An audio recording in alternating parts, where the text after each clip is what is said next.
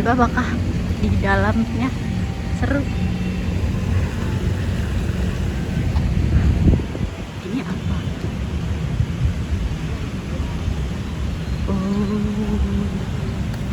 Apa ini? Dilarang mendorong kaca masuk pintu samping. Masuk pintu samping. Pos itu. Oh, itu ada toilet. Kita ke toilet dulu, guys.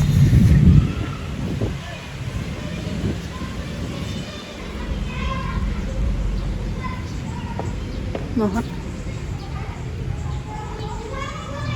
Ada toilet, kita ke toilet dulu. Kita mau beberes dulu. Ada anak kecil, banyak anak kecil.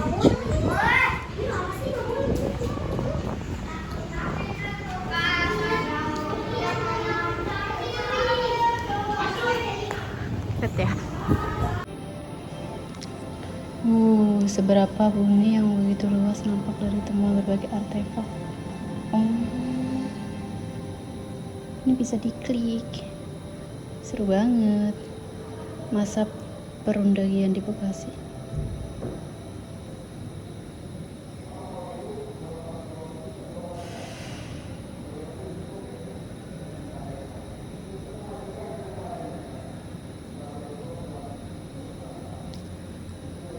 Kita di sini. Ini Bekasi. Ini bisa diklik. Ada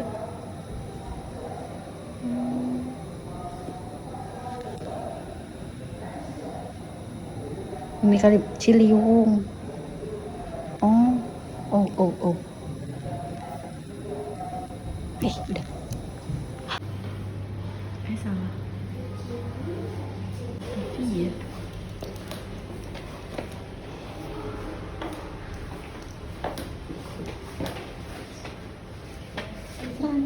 ya. Iya.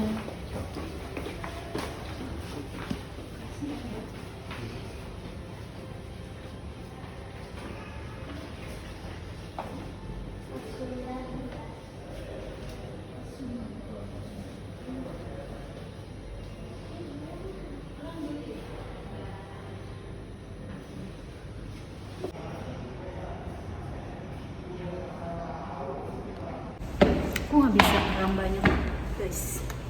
Jadi aku merekam diri aku aja. Aku cuma bisa merekam untuk aku. Oh God, ini aku ke lantai 2. Oh, panas sekali. Museum Gedung Juang.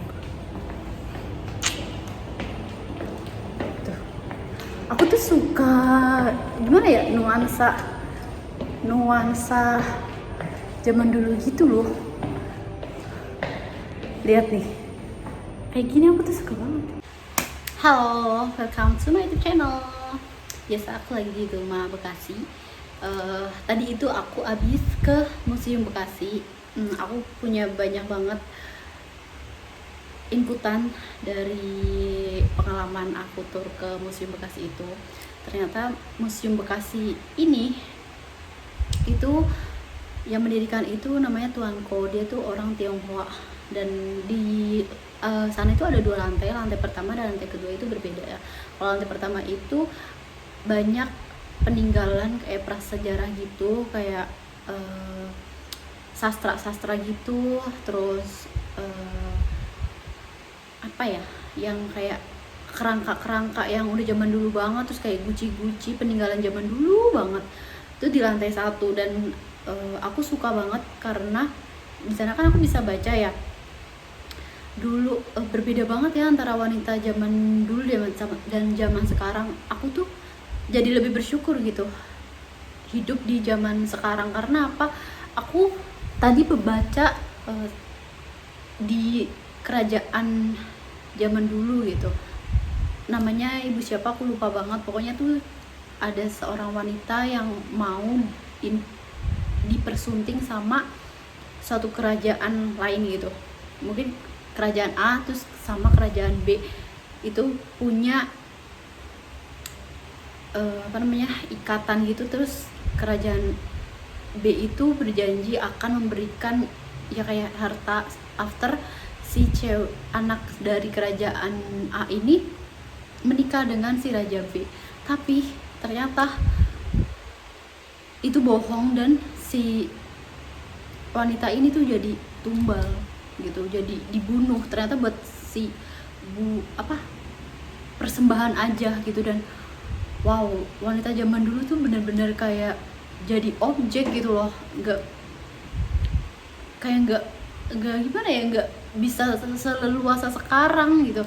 Dan aku jadi tambah bersyukur aku tuh bisa hidup di era sekarang, di era Indonesia udah merdeka dan udah modern ya, meskipun Indonesia masih banyak korupsi ya kan.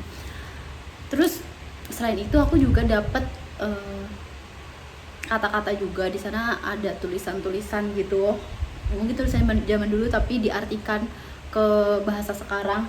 Dan aku tulis ya beberapa, cuman ini yang sangat-sangat menyentuh aku banget dan menurut aku buat aku sekarang yang mungkin sedang lagi ada masalah ini itu sangat membantu. Jadi gini tulisannya, perbuatannya yang demikian itu jangan ditiru tingkahnya, jangan perhatikan penampilannya, tirulah perbuatannya. Tuh lihat. Jadi tuh menurut versi aku, apapun perbuatan orang lain itu kalau salah jangan ditiru. Terus coba jangan pernah perhatiin orang tuh dari penampilannya doang gitu, jangan ngejudge orang tuh dari by covernya doang, tapi coba lihat dari perbuatannya, atau kalau sekarang itu wataknya, atau watak atau apa ya, perilakunya dia gitu loh. Nah kalau misalnya kamu melihat orang itu covernya kayak keren, terus pakai jas atau pakai baju yang cakep sopan gitu, tapi kalau perbuatannya jelek tuh jangan ditiru guys. Lebih baik kita berteman sama orang yang menurut versi aku ya biasa-biasa aja tapi perbuatannya baik, terus etikanya baik gitu, cara memperlakukan orang itu baik, begitu guys. Terus aku juga ketemu kan sama gue di sana. Jadi aku ke lantai 2, emang sih tempatnya itu rada serem karena dan aku sendiri kan. Terus aku di lantai 2 itu ketemu gue-nya, dia lagi mau riset layar gitu. Di sana tuh aku dijelasin kalau dulu pertama orang di sana tuh ada orang pertama yang datang ke Indonesia. Terus habis itu dimulailah penjajahan. Awalnya itu mereka cuman melihat Indonesia itu lahan ya buat gimana ya, buat ini aja kayak berdagang atau enggak buat, kan tanahnya subur gitu ya buat membangun bisnis. Tapi kemudian orang VOC ini ternyata ya mungkin serakah, habis itu bikinlah atau malah dia malah menjajah intinya gitu beratus-ratus tahun kan. Sampai aku juga dikasih tahu kalau di Bekasi itu ada yang namanya orang sebentar aku cek dulu. Jadi di Bekasi ini ternyata ada yang namanya Entong Tolo. Entong Tolo ini dulu itu mencuri barangnya orang Belanda gitu, tapi dia itu mencuri habis itu dibagiin ke rakyat Indonesia gitu loh.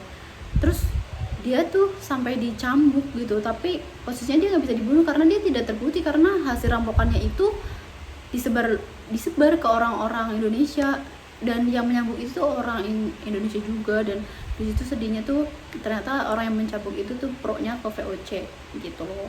Terus si Entong Tolo ini kemudian dipindahin dari Bekasi ke Medan. Di sana dia disediain ya sandang pangan papan gitu loh untuk hidup dia biar dia tidak mencuri lagi begitu. Terus aku juga baru tahu kalau di Bekasi ini kan aku lihat nih banyak sekali lambang-lambang tuh pakai apa, bukan pistol ya, apa sih namanya yang kayak parang gitu loh. Nah itu juga ternyata ada sejarahnya. Nah karena dulu tuh kita ya Indonesia kan belum modern ya, jadi kita punyanya cuma itu doang, si golok itu. Ya gimana, kita nggak punya peluru, kita nggak punya pistol gitu, kita nggak punya bom gitu. Dan itulah ya, dari sejarah itulah jadinya tuh semua ini kebanyakan di Bekasi tuh lambangnya kayak ada si ini, ada apa namanya, si golok itu. Aku juga baru tahu itu. Terus aku sih di sini aku melihat si Entong Tolo ini prihatin ya, karena mungkin dia mau menolong saudaranya tapi nggak tahu caranya gimana. Yang bisa dia perbuat ya gitu, hanya mencuri aja, habis itu dikasih ke orang lain gitu. Terus setelah itu aku juga dikasih tahu waktu penjajahan Jepang gitu kan, yang sama kan, kita Indonesia dijajah Jepang juga lumayan lama. Dan aku juga dikasih tahu di sana ada bendera Jepang kan. Bendera Jepang itu simbolnya ada bulatan gitu ya di tengahnya, mirip kayak telur mata sapi gitu kan tadi.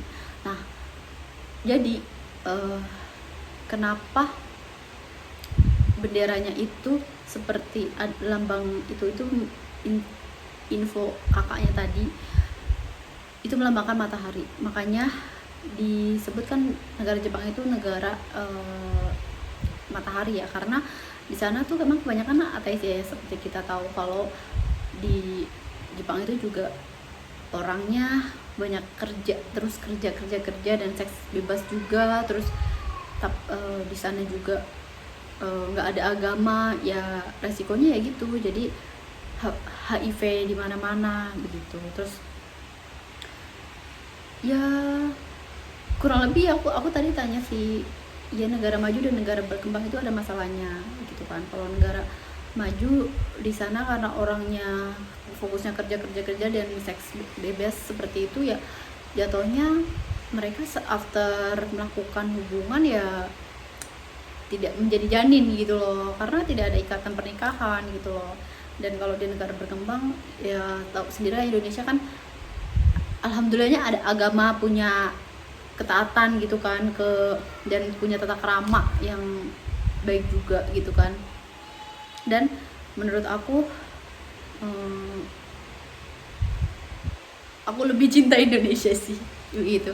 Meskipun aku suka banget sama Jepang, tapi ya negara sana tuh maju, tapi ya dengan ya tetap aja ya, kita namanya warga Indonesia tetap lebih cinta ke Indonesia gitu. Saya hanya menyukai saja Jepang gitu. Terus abis itu di sana aku juga dikasih tahu kalau negara Indonesia kita kan 17 Agustus ya di merdekanya, dan di sana juga ada video yang mengisahkan kenapa alhamdulillahnya kita bisa 17 Agustus ini merdeka, 17 Agustus 1945 ini merdeka gitu kan. Infonya karena si sekutunya Jepang ini ngebom, yang bom Hiroshima itu ya. Habis itu Presiden RI pertama kali menginfokan kalau negara Indonesia ini merdeka begitu. And then aku menyusuri lorong-lorong melihat ada kayak lambang kelelawar banyak banget. Nah sebelum infonya kakaknya tuh, sebelum Museum Bekasi ini jadi jadi museum, dulu tuh kan rumah tapi mungkin gak ditinggalin. Abis itu setelah lama ditinggalin itu banyak kelelawar, sampai ribuan atau ratusan kelelawar yang hinggap atau jadi sarang di sana gitu. Terus ada lambangnya di sana, cantik, menurut aku tuh cantik banget si lambang kelelawar ini gitu. Terus aku juga dibukakan balkon dimana dulu si Mr. Ko ini tuh kalau ngasih tahu ke orang Kabupaten Bekasi tuh lewat balkon itu, kalau misalnya kayak pajak akan naik gitu. Itulah pokoknya seru banget aku mendengarkan kisah-kisah sejarah kayak gitu. Terus aku juga ke bawah dikasih tahu kalau ada lorong yang menuju ke stasiun Tambun gitu. Jadi kalau jalan di bawah tanah itu ada jalan menuju stasiun Tambun, dan kakaknya pernah menyusuri jalan itu gitu. Dan aku juga dikasih tahu kalau tempat tinggal itu pun atau museum Bekasi ini pun dulu dikerjainnya kan ya beda, nggak kayak zaman sekarang kan ya, kayak tanah sama semen gitu. Kalau dulu kan ya namanya orang zaman dulu gitu, tebel banget, semennya itu tebel banget, dan lapisan bukan keramik ya tadi ngomongnya tuh, mebel atau apa gitu tuh, kayak tebel banget dan mahal banget gitu. Terus itu juga ya ada campuran orang meninggal juga, orang-orang yang sedang bekerja bikin rumah itu, Museum Bekasi ini ya ditimbun di situ begitu guys. Terus aku juga bisa foto-foto juga di sana. Dan untuk di lantai 1 sih kayaknya nggak boleh potret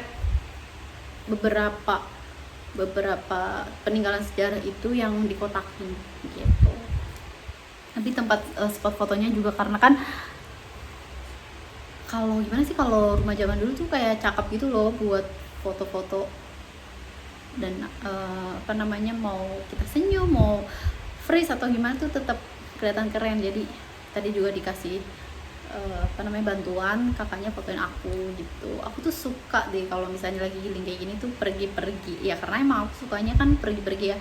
Terus kalau ke museum kayak gini aku sukanya tuh aku jadi lebih bersyukur gitu, nggak ngeliat ke atas terus gitu, kayak alhamdulillah loh kita tuh hidup di zaman sekarang gitu, zaman modern ini gitu sih guys. Kurang lebih aku tadi 1 jam di sana dan tiketnya gratis. Tapi karena ya tadi aku seru mendengarkan kakaknya, jadi aku nggak bisa membagikan full video. Aku cuman kayak beberapa foto-foto. Mungkin kalian yang pengen tahu dan pengen ke Museum Bekasi, kesana aja, itu gratis. Aku tadi jam 9 atau setengah 10 gitu, masih sepi, masih bisa kalian baca-baca, nggak banyak orang gitu kan, dan I like it. Yaudah itu aja ya, bye bye. Aku mau bikin video lagi.